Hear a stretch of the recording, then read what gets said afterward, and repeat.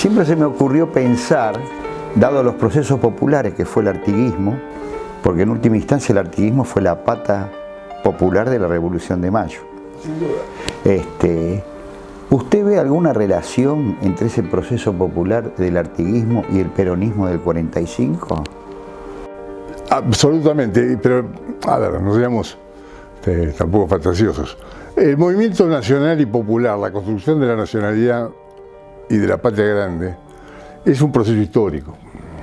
Ese proceso histórico ha tenido sucesivos avances y retrocesos, y sin duda, y yo esto estoy dispuesto a discutirlo con quien quiera, uno de los personajes más importantes de la independencia, por su integralidad, por haber sumado concepción político-doctrinaria, práctica y objetivos, es Artigas, porque Artigas es el único pensamiento más o menos completo que ha sobrevivido y aún hoy está vigente. Es decir, nosotros tenemos una deuda con Artigas. No le hemos pagado a Artigas lo que Artigas propuso. Entonces yo creo que a la primera parte de la pregunta, digo, los movimientos populares que tuvieron en Artigas a uno de sus protagonistas más importantes, sin ninguna duda, su concepción republicana, democrática, de justicia social, de igualdad entre los indios, los negros y los blancos, con todas las limitaciones de la época, que además eran producto no de una concepción ideológica. Artigas no tenía ninguna ideología. Lo único que tenía Artigas era la formación que había recibido de los curas franciscanos. Es decir, en eso yo coincido mucho con Cayota, en su libro Artigas, la influencia de la religión, de la religiosidad popular, porque Artigas tampoco era un comecirio, pero sí era un hombre de fe, como lo era toda su familia, vinculada a la orden franciscana. Y él aprendió de los franciscanos lo mismo que hoy nos está mostrando el Papa Francisco, digamos, que es el respeto por los pobres, por la dignidad del hombre, por los derechos fundamentales, el respeto por la tierra, por el cuidado de la tierra y lo que significaba la relación del hombre con la tierra. Entonces yo creo que sin duda su pensamiento fue muy revolucionario para la época. Su visión democrática era real.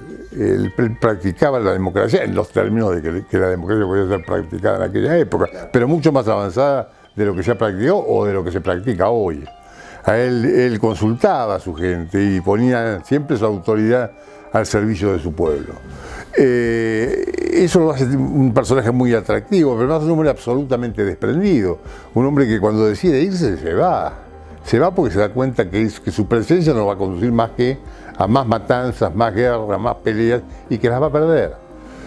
Y no vuelve más porque se encuentra con que lo que él quería hacer era imposible de realizar.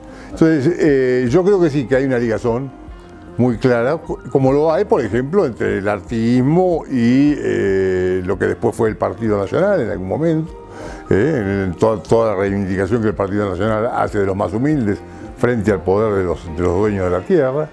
Y en el caso de este lado del Río de la Plata, el proceso se encadena después con Rosas, después continúa con el radicalismo de Irigoyen, y aparece Perón en el año 45 con planteos que son realmente de una audacia que no han sido hoy, no hay ningún dirigente político, ninguno, que haya dicho las cosas que Perón dijo en el año 45, ninguno.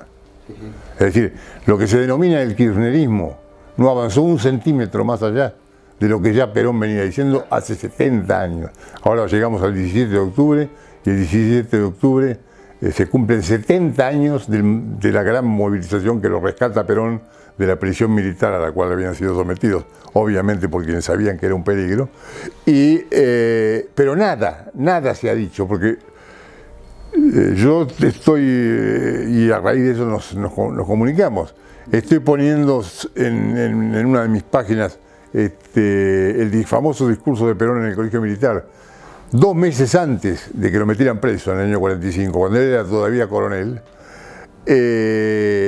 y ahí plantea la reforma agraria como una necesidad Él mismo lo dice, primero que el hombre, si queremos que la gente siga viviendo en el campo, que eso es el objetivo, la gente no tiene por qué venir a las ciudades, porque si la gente se reúne en las ciudades vamos a terminar como terminamos, efectivamente, con esta megalópoli de Buenos Aires y otras megalópolis urbanas en el interior del país, donde nos estamos matando entre nosotros porque no hay recursos, porque en este tipo de concentraciones de gente, además reina la impunidad que da la dificultad para identificar a la gente. Uno no sabe ni quién es el vecino del departamento.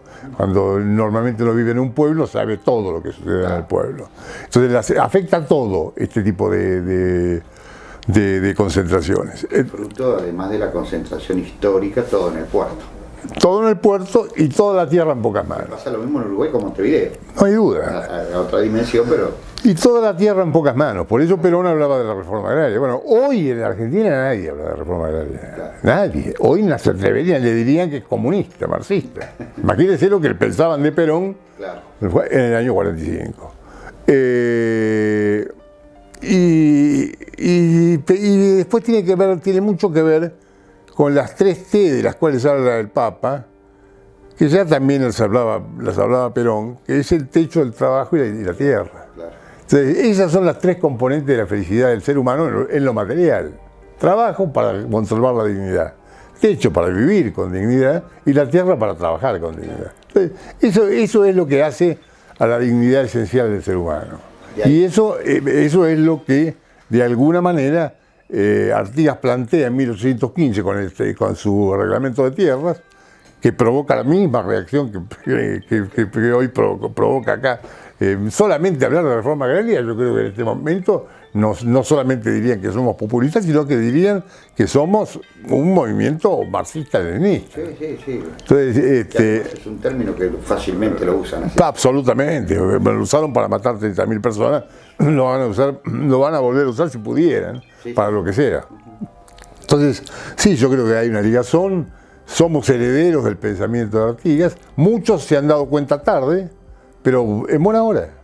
No importa ser de la primera, de la segunda, de la tercera o de la quinta hora. Claro. El asunto es reconocer en la figura de este oriental a un patriota con sentido de patria grande. Claro. Él era un gran amigo de los paraguayos y llegó a expresar en un momento determinado a gran parte de la población de este lado del río Uruguay. Claro. Entonces, esto hay que tenerlo en claro, porque la gente dice, no, muchas provincias, hasta Córdoba, llegó a estar en la Liga de los Pueblos Libres, la Liga Federal. Claro. Y después lo siguieron otros personajes que todos tuvieron un éxito relativo, y no es casual las cosas que ocurrieron en nuestros países después, cuando los ilustrados tomaron definitivamente el poder, allá por 1850, 1860, que es cuando se consolida el militarismo en el Uruguay y cuando se institucionaliza el liberalismo en la Argentina. Claro. El liberalismo económico, por supuesto. Claro. Político tardó mucho más. ¿No? De eso ni hablar. Muchas gracias.